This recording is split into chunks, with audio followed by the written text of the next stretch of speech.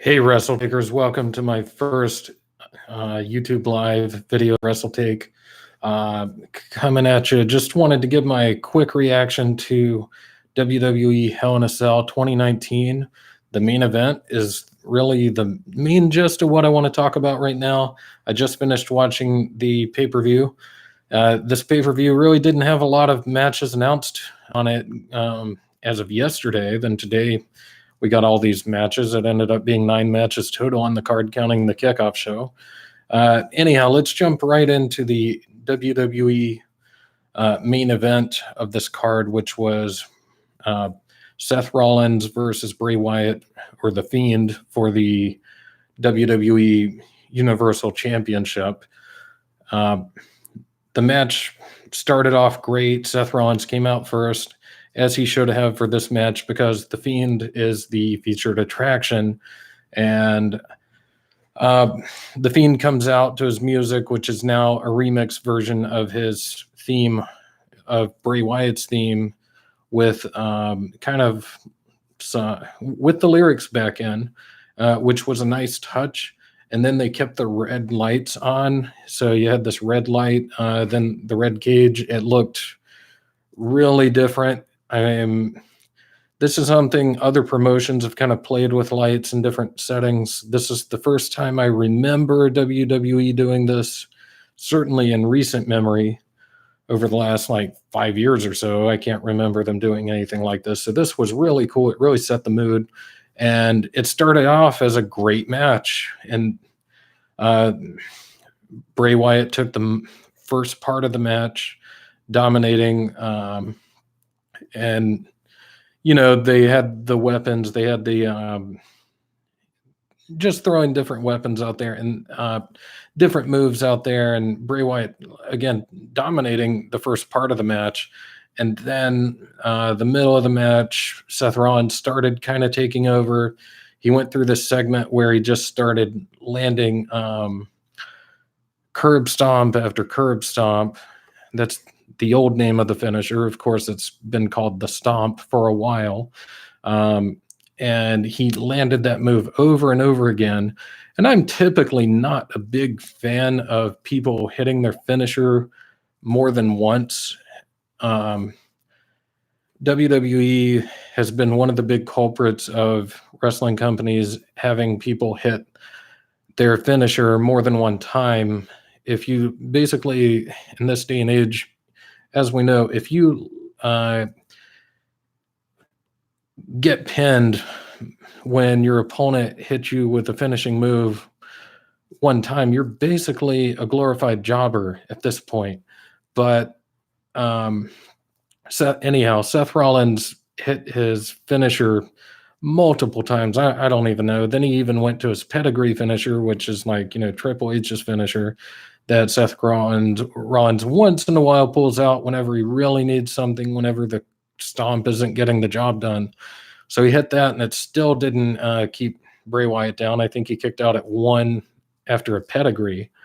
And then Rollins was hitting him with chairs. He stacked a chair on top of the Fiend's face and pulled a ladder out and nailed him with the ladder.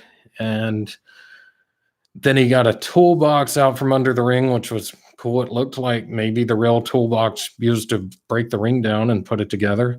And he swung it, and all the tools went flying out, and it looked pretty cool. That stuff was great. But then Seth Rollins grabbed a sledgehammer, which is a nod to Triple H, I'm assuming, although we know Cody Rhodes and AEW pulled out a sledgehammer and broke the throne, that's a whole other thing. But I'm pretty sure it was just a Triple H nod here. And Rollins is about to actually use the sledgehammer as intended, unlike how we've normally seen, where the wrestler usually grab the head of the sledgehammer and just kind of hit his opponent with the closed fist over the sledgehammer, instead of actually using a sledgehammer as it's intended, like a hammer. I just really wasn't a fan of the referee stopping the match at that point. That was really that was as silly as a guy on YouTube wearing a wrestling match mask and doing live streams. But really, stopping the match right then, it was silly. This is Hell in a Cell. We've seen much worse with the second ever Hell in a Cell with Mick Foley being thrown off the top of a cage, and you're telling me that Seth Rollins hitting a completely covered up Fiend or Bray Wyatt is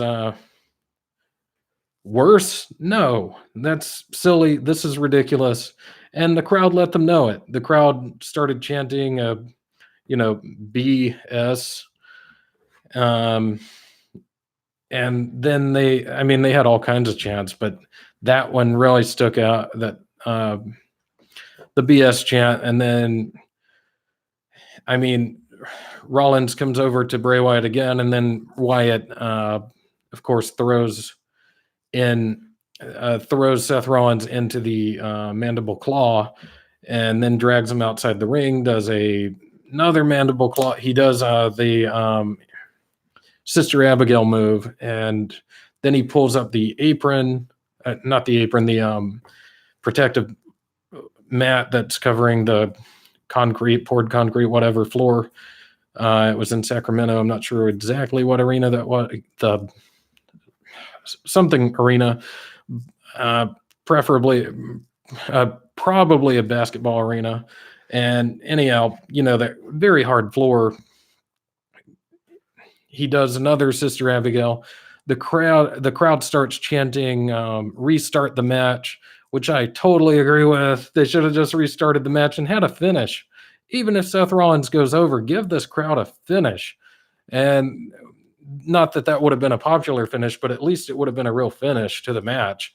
And then they also they started chanting AEW, AEW.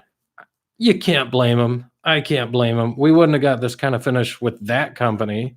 We wouldn't have got this finish with, I can't think of another company out there right now that would have gone with this finish except WWE. And to the live chat person in here right now that said, "I have never seen more BS from WWE ever." It's definitely up there. We unfortunately have seen even worse, the Montreal Screwjob and plenty other examples. But yeah, this is right up there with those.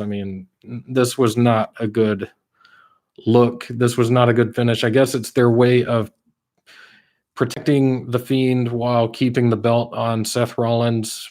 Not sure why you want to keep the belt on Seth Rollins at this point. He's clearly waning. Certainly, his time has kind of come and gone as far as being the top dog that people want to see with the Universal Championship, certainly. And it's time to let Seth Rollins. I don't know what you do with Seth Rollins. I really don't, but it's time to let the Fiend have his reign. Bray Wyatt's been doing this character since 2013. He's the best promo since 2013, honestly. He's the best actor. He's the best. He emotes the best. And he's doing this like split personality character, and it's great. It's fantastic. What a great way of reinventing himself. Not to mention all the stuff that he had put in, like all these, like the thing. I'm sure a lot of anyone that might have watched this video would have seen that he had a bunch of he would have one-word sentences and multiple promos that if you put them all together, it made a statement. He was thinking about this character way back then in 2013, basically. And give the guy the world championship just once, the Universal Championship, whatever you want to call it. That's a whole other topic. I think there should be one title, one world title in any given wrestling company. You do not need 2 world championships. It's dumb. That's like the crap boxing does, and I love boxing, but there should only be 1 world championship in any given sport. There can only be one best person, and to do otherwise is just weird. But anyhow, I just wanted to come on and talk about that. The rest of the card,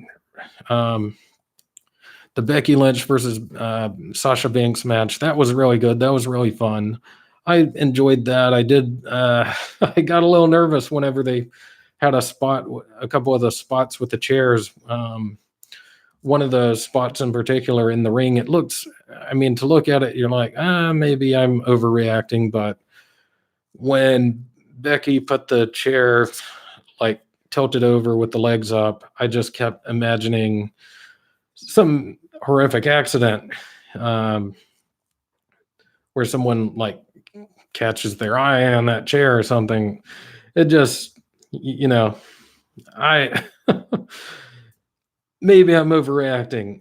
Overall, this Hell in a Cell pay-per-view was, just watching it live without really going into anything with very low expectations, because it was clearly thrown together quickly with kind of an afterthought after SmackDown and the upcoming Crown Jewel or whatever, the Saudi Arabia show. Overall, I liked the pay-per-view. I didn't hate it. I just didn't really care for the ending of the main event. I thought the Becky and Sasha Banks match went well.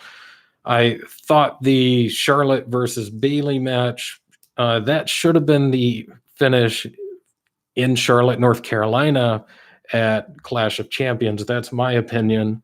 I don't I don't really think that having this ending works very well in California, where Bayley is from. She's not that far from her hometown. She's in her home state. And you have half the crowd chanting for Bayley because it's her home state. And half the crowd, there's a lot of people that are kind of tired of Charlotte Flair, which I can understand. I'm personally not tired of Charlotte Flair. I think she's great. I think she's actually probably, this is not necessarily the most popular opinion, but I think she's probably the best overall female in the company. And, I think she's a little bit better than Becky Lynch, although I'm very happy that Becky Lynch is the Raw Women's Champion. We'll see how that goes going forward, as far as if there's a paradigm shift, since it looks like SmackDown may be headed to becoming the more important show over Raw, which would be maybe the first time that's happened in the company's history, just because it's on Fox now, and that's quite a major deal for WWE. You can definitely understand that. And I think going forward, we're going to have more big moments happen on that WWE SmackDown on free TV, in front of national audiences. I'm actually kind of all for that, although I think it kind of begs the question, how's that going to affect the WWE network going forward? They're already at 1.2 million subscribers, which is not where they had envisioned being at this point whenever they first launched the thing. And hello, people that have joined the chat. Thank you for coming in here to me. I'm just starting this channel. If you guys would, I would highly appreciate it if you like this video. Go watch my only other video that's on there. Give it a like, give this channel a subscribe so I can keep growing. I'm going to try to grow this thing. The lights look terrible right now. You can see one of my lights in the background back here. I just threw this together quickly. I'm still figuring this stuff out. But anyhow, I just wanted to quickly come on here and talk about the event, because I just finished watching it. I was kind of fired up about the ending. Didn't really make me happy at all. The Seth Rollins retaining his title with them stopping. No one likes these kind of finishes where it's like a vague kind of, they stopped the match because Rollins was too brutal in a no disqualification match. That doesn't even make sense. Okay, just saying the only reason why he won was because the Fiend is going to SmackDown. Yeah, maybe. But this again, you might not have joined the chat yet, but I I personally think they should only have one championship so that it doesn't matter if you're going to Raw or SmackDown, that you only have one champion. And uh, I definitely feel like Bray Wyatt deserves to be the champion because he's been with the company since at least 2013. He was with FCW before that. FCW was like the predecessor to NXT, basically. And he's been building this character for a long time. It's time to give him a run with this title. It doesn't have to be that long of a run. Put the belt on him now until WrestleMania, and have someone, not Seth Rollins, someone beat him. I'd be fine with seeing I don't know, I'd love to see Ricochet do it, but I doubt they're going to go there. But I don't know. What did you guys think of the overall Hell in a Cell? People that have joined this chat. Just curious to see what you think of it.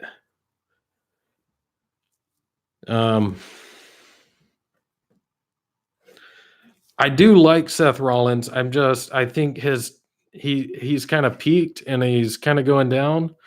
I don't hate Seth Rollins or anything. I don't hate any wrestler pretty much. I respect all these guys.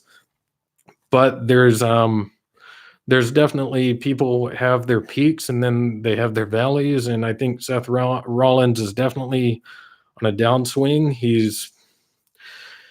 He's not the best promo, to be honest. I don't know. I think they need to give the ball to someone else, give the belt rather to someone else, and that's just my opinion. It's time to put it on Bray Wyatt. I know they just put the other belt on Brock Lesnar, but that kind of makes sense. You can kind of understand from WWE's perspective on doing that. I thought they did that kind of well, actually. They put it on Brock. He beat Kofi Kingston in 9 seconds. Ridiculous, but hey, it was fun. The storyline between Mojo and Sami Zayn, I'm actually not sure what the storyline is. Are you just referring to them to Fox screwing up and calling Mojo Sami Zayn? Are they doing a storyline? I'm not familiar with that. If they are,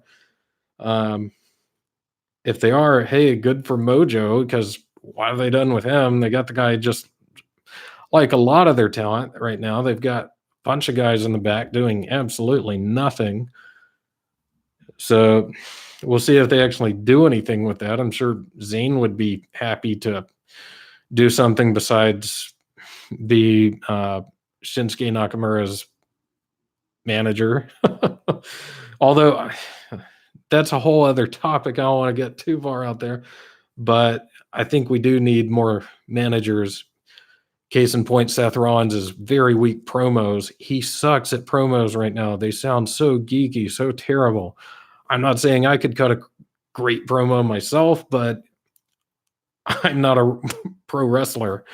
Even though I'm wearing a pro wrestling mask, I liked The Patriot a lot growing up. I saw The Patriot, Del Wilkes, I think. I didn't know his actual name at the time. He was just The Patriot to me. I used to watch him on it was GWF, if anyone's ever heard of that, Global Wrestling Federation. It had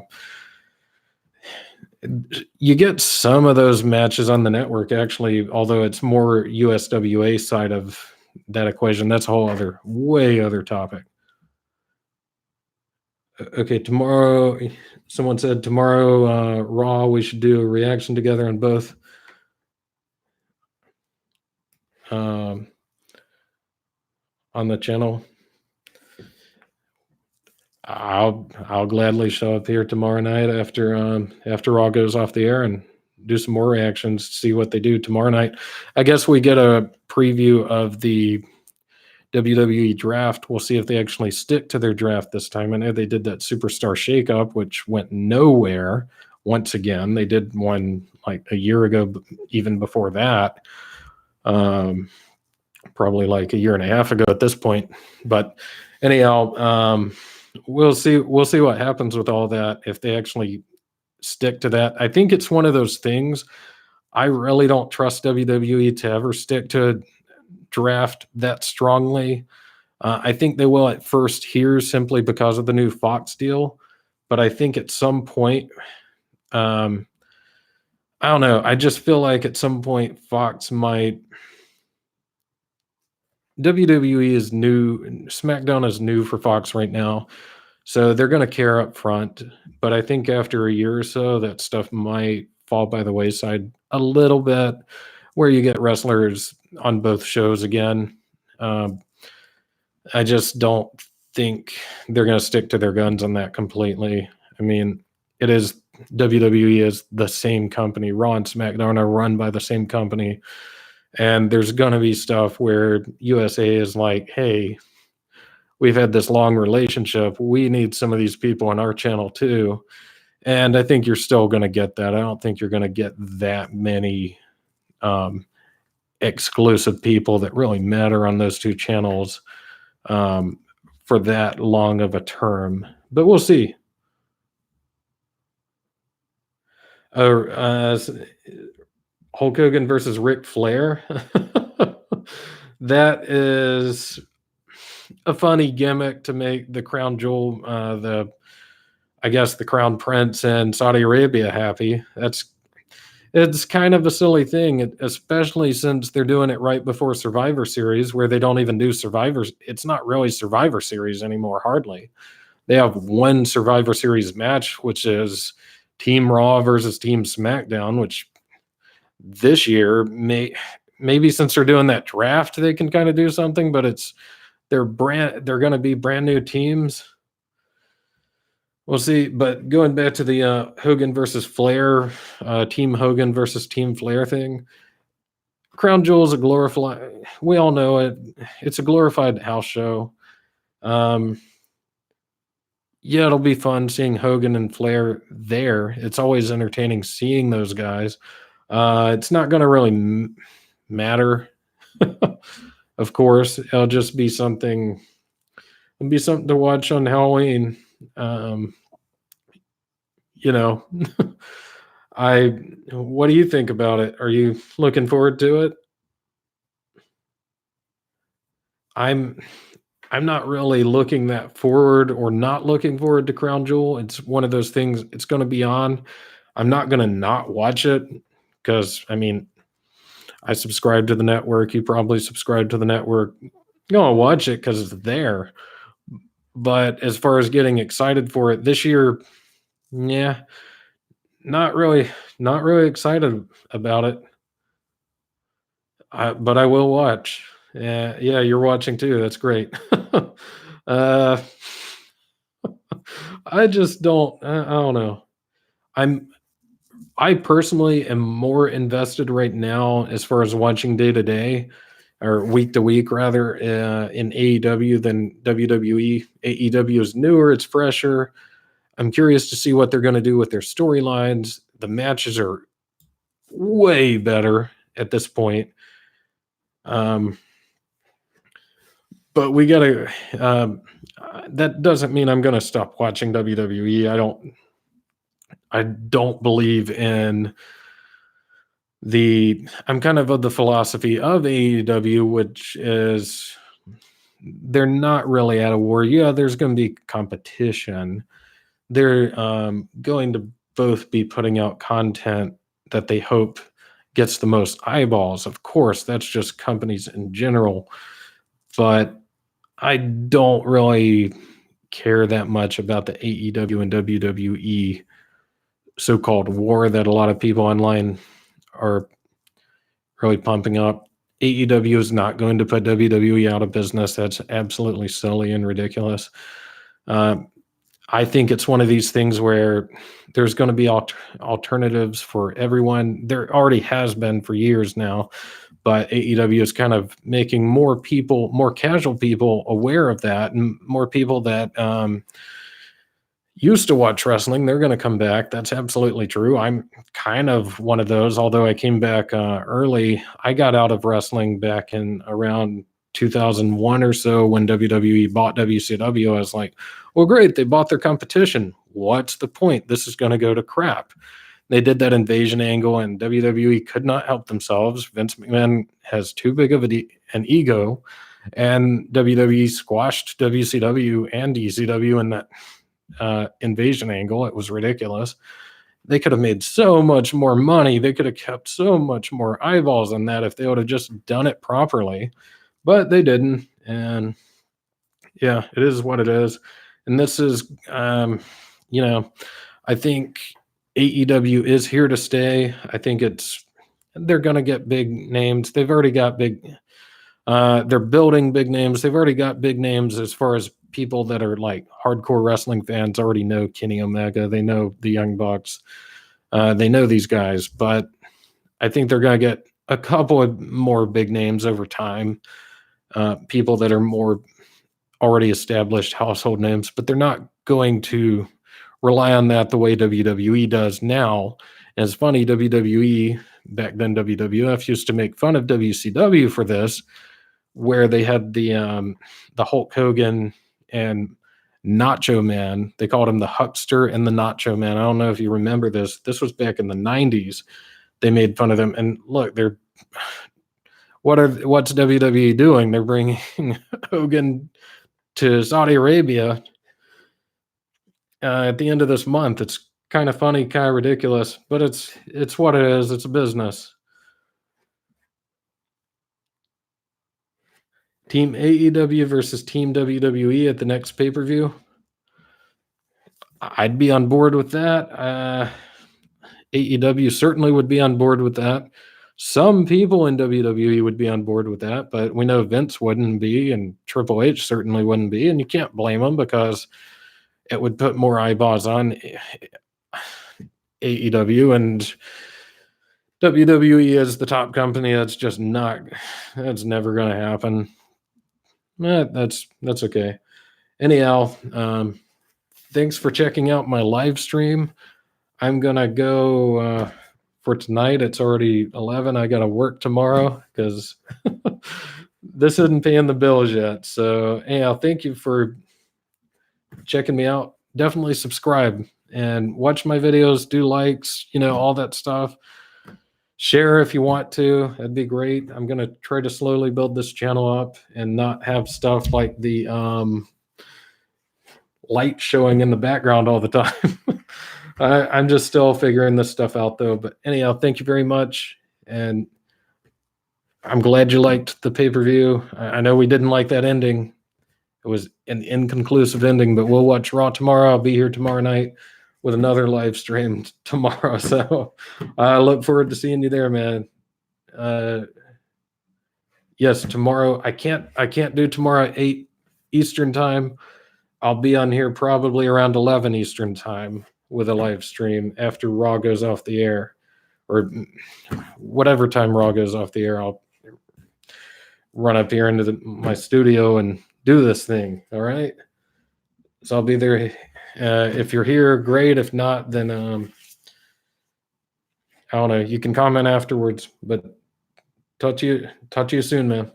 Have a good night. See everyone. Bye.